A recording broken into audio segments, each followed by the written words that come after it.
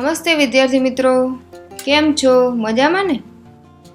આજે આપણે ધોરણ 5માં હિન્દી વિષયમાં એકમ 5 શીખીશું.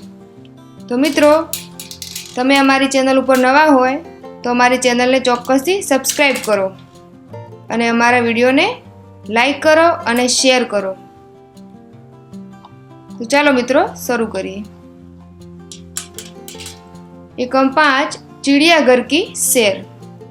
इस इकाई में चिड़ियाघर के कुछ जानवरों के बारे में बताया गया है. અહીંયા મિત્રો જોઈ શકીએ છીએ આપણે અહીંયા અમુક જગ્યાએ ચિત્રો આપેલા છે. તો આ ચિત્રોના નામ આપણે જાતે બોલવાના છે. कल गीता अपने दादाजी के साथ चिड़ियाघर गई थी. उसने देखा कि शेर के पिंजरे के पास बहुत भीड़ थी. शेर गरजा तो सब डरकर पीछे हट गए. सामने लोग बंदर को मूंगफली और केले खिला रहे थे. दादाजी ने कहा, देखो वह लिखा है चिड़ियाघर के जानवरों को खाना देना मना है. गीता बोल उठी, दादाजी वह देखिए काले मुंह का बंदर. दादाजी हंस पड़े और बोले, बिटिया वह लंगूर है. लंगूर का मुंह काला होता है. एक जगह गेंडा दिखाई दिया जिसकी नाक पर बड़ा सा सींग था. साथ वाले बाड़े में लंबी गर्दन वाला जिराफ धीरे धीरे टहल रहा था. गीता दादाजी को खींचते हुए आगे ले गई. वहां भालू 2 पैरों पर खड़ा था. एक तालाब में रंग बिरंगी मछलियां और बतखें तैर रही थी. गीता ने दादाजी को दूसरी ओर इशारा करके दिखाते हुए कहा, दादाजी दादाजी वह देखिए पत्थर चल रहा है. दादाजी ने उसे समझाते हुए बोले, बिटिया वह कछुआ है. जब इसे डर लगता है तो वह अपनी गर्दन और हाथ पैर अपने खोल में छिपा लेता है. खोल इसका रक्षक है. गीता दौड़कर आगे गई. एक बड़े तालाब में मगर तैर रहे थे. जैसे ही एक मगर ने मुंह खोला, गीता ने डरकर दादाजी का हाथ पकड़ लिया. कुछ और आगे एक बड़ा सा पिंजरा था. उसमें बहुत सी चिड़िया थी. गीता ने खुशी से ताली बजाई और कहा, वह देखो हरियल तोता. दादाजी ने कहा, हाँ, और उधर देखो वह सफेद वाला विदेशी कातुआ है. इसे कातुआ कहते हैं. गीता झक कर बोली, दादाजी कुछ चिड़िया तो हमारे घर के पास भी दिखाई देती है, जैसे गौरैया. पिछले साल पिकनिक पर हमने बाग में नाचता हुआ मोर भी देखा था. दादाजी ने गीता को बताया कि सबसे बड़ा पक्षी शुतुरमुर्ग होता है. वह देखो शुतुरमुर्ग पेड़ की छाया में खड़ा है. चिड़ियाघर में हाथी और ऊंट की सवारी भी कर सकते हैं. सामने आइसक्रीम का एक ठेला था. दादाजी अपनी लाठी टिकाई और गीता के लिए आइसक्रीम खरीदी. अब तक दोनों थक चुके थे. वे चिड़ियाघर के दरवाजे से बाहर आए, बस पकड़ी और अपने घर आ गए. तो मित्रों અહીંયા चिड़ियाघરની વાત છે. चिड़ियाघर એટલે वह जगह जहाँ पशु पक्षी देखने के लिए रखे जाते हैं. પ્રાણી સંગ્રહાલય. તેમાં તમે મિત્રો ક્યારે તમે પ્રવાસ કે ફરવા ગયા હોય તો તમે જોયું હશે અલગ અલગ જાતના પક્ષીઓ અને પ્રાણીઓને રાખવામાં આવે છે અને ત્યાં તેમને ખાવા પીવાની અને રહેવાની સુવિધા હોય છે. बाड़ा. बाड़ा मतलब घिरा हुआ स्थान. खोल कछुए की ऊपर का सख्त भाग. लंगूर एक विशेष प्रकार का बंदर जिसका मुंह काला तथा पूंछ लंबी होती है. हरियल मतलब हरे रंग वाला. अभ्यास. प्रश्न 1 ऊंची आवाज में पढ़िए. तो मित्रों शब्दों आपेला છે આપણે વાંચવાના છે. તો લખેલું છે રક્ષક, રક્ષા, પક્ષી. અહીંયા ત્ર વાળા શબ્દો છે પત્ર, નેત્ર, પુત્ર. એવી રીતે ત્રીજો છે જ્ઞ વાળા આજ્ઞા, જ્ઞાન, પ્રજ્ઞા, શ્રમ, પરિશ્રમ, વિશ્રામ. એવી રીતે. પ્રશ્ન 2 પઢીએ ઓર લીખીએ. અહીંયા શબ્દો આપેલા છે તે વાંચવાના છે અને નીચેની લીટીમાં લખવાના છે. મક્ખન, મક્ખી, મચ્છર, મગરમચ્છ, ચિઠ્ઠી, ગઠ્ઠર. प्रश्न 3, निम्नलिखित अंश को पढ़कर प्रश्नों के उत्तर दीजिए। कुछ अजब कुछ गजब। अगर आप कभी गौर करेंगे तो आपको पता चलेगा कि छोटे बच्चे अपनी पलकों को 1 मिनट में औसतन 1 से 2 बार झपकाते हैं, जबकि वयस्कों में यही संख्या करीब 10 होती है। मित्रों, એટલે કે આપણે જે આંખોના પલકારા કરીએ છીએ તેની વાત છે કે બાળકો હોય છે તે 1 મિનિટમાં 1 થી 2 વાર ઝબકાવે છે અને મોટી ઉંમરના લોકો એ 10 वक्त झपकावे छे 1 मिनट में। हमारे शरीर को एक वक्त का खाना पचाने या हजम करने में करीब 12 घंटों का समय लगता है। क्या आपको पता है कि हमारे यानी मानव शरीर में नाक व कान 2 ऐसे अंग है जिसका आकार पूरे जीवन काल तक बढ़ता ही रहता है।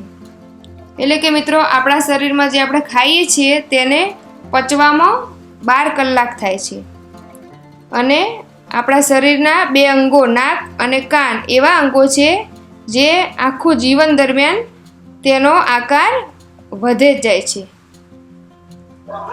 એ પ્રશ્નો આપેલા છે। छोटे बच्चे और वयस्कों की पलकें झपकने में क्या अंतर है? प्रश्न 1, छोटे बच्चे और वयस्कों की पलकें झपकने में क्या अंतर है? तो जवाब हमारा આપણે ફકરો જોયો મિત્રો। छोटे बच्चे अपनी पलकें 1 मिनट में 1 से 2 बार झपकाते हैं और वयस्क करीब 10 बार झपकाते हैं। प्रश्न 2, हमारे शरीर को कौन सा कार्य करने में 12 घंटे लगते हैं? तो हमारे शरीर को एक वक्त का खाना पचाने या हजम करने में करीब 12 घंटे लगते हैं। तीसरा प्रश्न, शरीर के ऐसे कौन से 2 अंग हैं जो पूरे जीवन काल तक बढ़ते रहते हैं? तो हमણાં જ આપણે જોયું મિત્રો, शरीर में नाक व कान 2 ऐसे अंग हैं जिनका आकार पूरे जीवन काल तक बढ़ता ही रहता है। प्रश्न 4, कोई बहुत धीरे चलता है तो लोग कहते हैं यह कछुए की तरह चल रहा है। अब तुम बताओ कि तेज चाल चलने वाले को क्या कहेंगे? तो मित्रों, અહીંયા ધીમે ધીમે ચાલે તો આપણે કહીએ છીએ કે આ તો કાચબાની જેમ ધીમે ધીમે ચાલે છે। તો જે ફટાફટ ઝડપી ચાલતું હોય તો એને આપણે શું કહીશું? તો આપણે એને કહીશું કે ચીતે કી તરહ તેજ है, ચિત્તાની જેમ ઝડપથી દોડે છે। આગળનો પ્રશ્ન, प्रश्न 5, चिड़ियाघर में जाकर क्या क्या नहीं करना चाहिए? तो मित्रों, આપણે ચિડિયાઘરમાં જઈએ ત્યાં જઈને શું ના કરવું જોઈએ? तो जवाब, चिड़ियाघर में जाकर शोर नहीं करना चाहिए, जानवरों की ओर कंकड़ नहीं फेंकने चाहिए, जानवरों को खाना नहीं देना चाहिए, जानवरों को चिढ़ाना नहीं चाहिए, जानवरों के एकदम नज़दीक नहीं जाना चाहिए। મિત્રો, ત્યાં સૂચના લખેલી જ હોય છે કે શું શું ના કરવું જોઈએ। તો આપણે આ બધી બાબતોનું ધ્યાન રાખવું જોઈએ। હવે સ્વાધ્યાય જોઈશું। प्रश्न 1, प्रश्नों के उत्तर दीजिए। प्रश्न 1 છે, चिड़ियाघर की सैर के लिए कौन कौन आए थे? तो આપણે પાઠમાં જોયું મિત્રો, चिड़ियाघर की सैर के लिए गीता और उसके दादाजी आए थे। बंदर को लोग क्या खिला रहे थे? तो बंदर को लोग मूंगफलियां और केले खिला रहे थे। तीसरा प्रश्न, लंगूर का मुंह कैसा होता है? तो लंगूर का मुंह काला होता है। तालाब में क्या था? तो तालाब में बतखें और मछलियां थी। गीता ने किससे पत्थर बताया? મિત્રો, આપણે પાઠમાં જોયું, ગીતા પથ્થર કહે છે કે પથ્થર ચાલી રહ્યો છે। તો કોને પથ્થર કહે છે? તો ગીતાને कछुए को पत्थर बताया। कछुए का रक्षक क्या है? तो कछुए का रक्षक उसका खोल है, मतलब કે તેના શરીર ઉપર જે સખત કવચ હોય છે તે એનું રક્ષણ કરે છે। એના ઉપર થઈ ગમે તે ભારે વસ્તુ જાય તો પણ તેને નુકસાન થતું નથી। प्रश्न 7 જોઈએ મિત્રો, विदेशी पक्षी का नाम क्या था? तो विदेशी पक्षी का नाम कातुआ था। प्रश्न 8, सबसे बड़े पक्षी का नाम लिखिए। तो सबसे बड़ा पक्षी शुतुरमुर्ग है, જેને આપણે મિત્રો શાહમૃગ કહીએ છીએ। તમે કોઈ પ્રાણી સંગ્રહાલયમાં જોયું છે ઊંચું હોય છે, પગ એના ઊંચા હોય છે અને ખૂબ જ મોટું હોય છે, તે બહુ ઉડી શકતું નથી. હવે મિત્રો प्रश्न 2 જોઈએ. उदाहरण के अनुसार रेखांकित शब्दों की जगह उचित शब्द रखकर वाक्य पूरा कीजिए. उदाहरण, पेड़ पर बंदर लटक रहा है. पेड़ पर बंदरिया लटक रही है. અહીંયા જોયું મિત્રો, स्त्रीलिंग છે ને पुल्लिंग છે. तो तालाब में हाथी नहा रहा है. तालाब में खाली जगह नहा रही है. तो આપણે ये पुल्लिंग છે, તો स्त्रीलिंग हथीनी नहा रही है. रेगिस्तान में ऊंट दौड़ रहा है. तो અહીંયા स्त्रीलिंग आवશે. रेगिस्तान में ऊंटनी दौड़ रही है. जंगल में मोरनी नाच रही है. અહીંયા स्त्रीलिंग છે મિત્રો. जंगल में मोर नाच रहा है. અહીંયા पुल्लिंग आवશે. पिंजरे में शेर दहाड़ रहा है. तो અહીંયા મિત્રો शेरनी आवશે. पिंजरे में शेरनी दहाड़ रही है.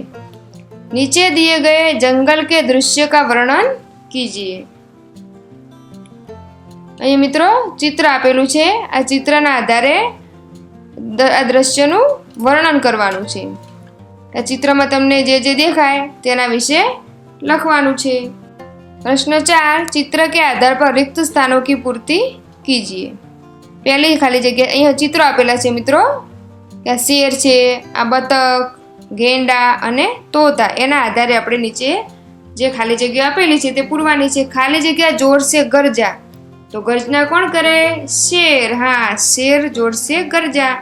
प्रश्न 2, चिड़िया घर में एक सींग वाला खाली जगह था.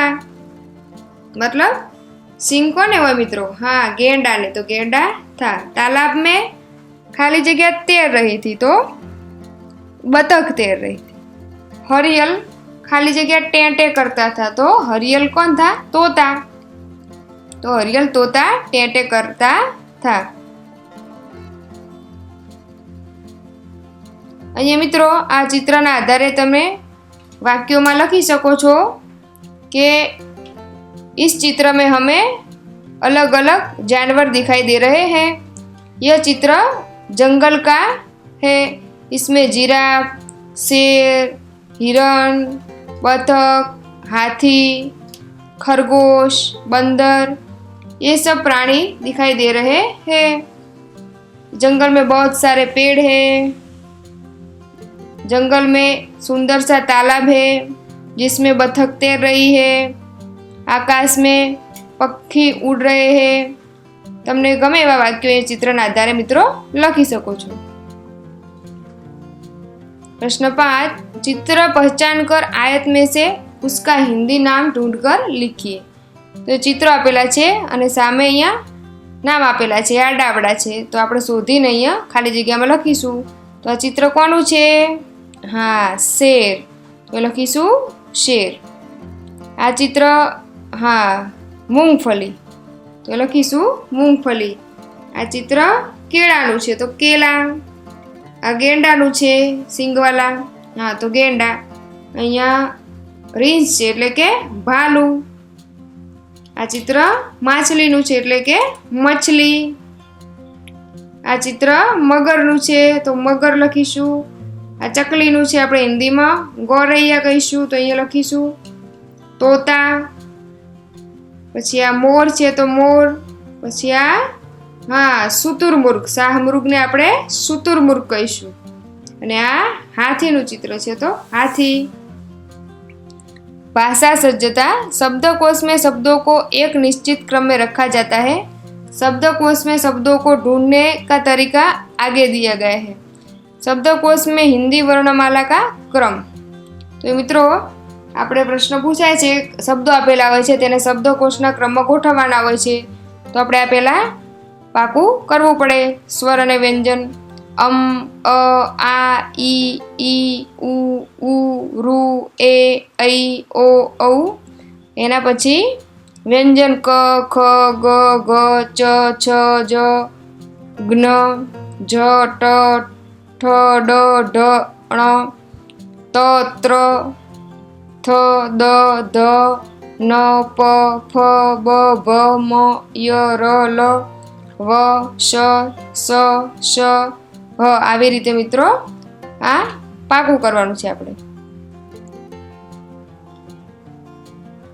कुछ खास बातें, मानो तुम्हें क वर्ण से शुरू होने वाले शब्द ढूंढना है, शब्दकोश में उनका क्रम इस प्रकार होगा।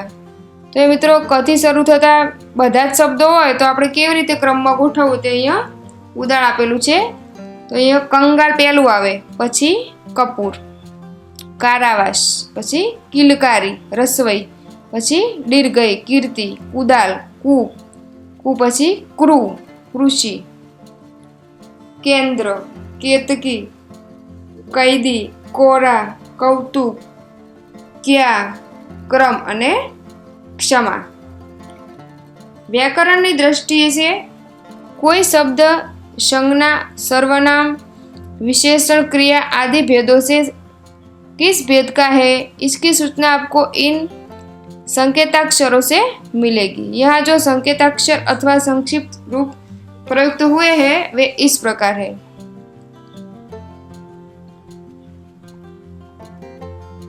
મિત્રો અહીંયા ચિત્રો આપેલા છે, તેને હિન્દીમાં પ્રાણીઓના નામ અને તેને ગુજરાતીમાં નામ આપેલા છે। તો આપણે જોઈને આપણને ના આવડતું હોય તો પાકું કરી શકીશું અને આપણું જ્ઞાન વધારી શકીશું કે શેર, હિન્દીમાં સિંહને શેર કહેવાય, વાંદરાને બંદર, ગેંડાને ગેંડા, જીરાફને જીરાફ, માછલીને મછલી કહીશું મિત્રો, બતકને બતક કહીશું, કાચબો કછુઆ, મગર ને મગર કહીશું, પોપટને તોતા કહીશું। એવી રીતે કાકા કૌવાને કાકાતુવા અથવા કાતુવા કહીશું, મોર મોરને મોર કહીશું, શાહમૃગને શુતુરમૃગ કહીશું, અને હાથીને હાથી કહીશું, ઊંટને ઊંટ કહીશું મિત્રો।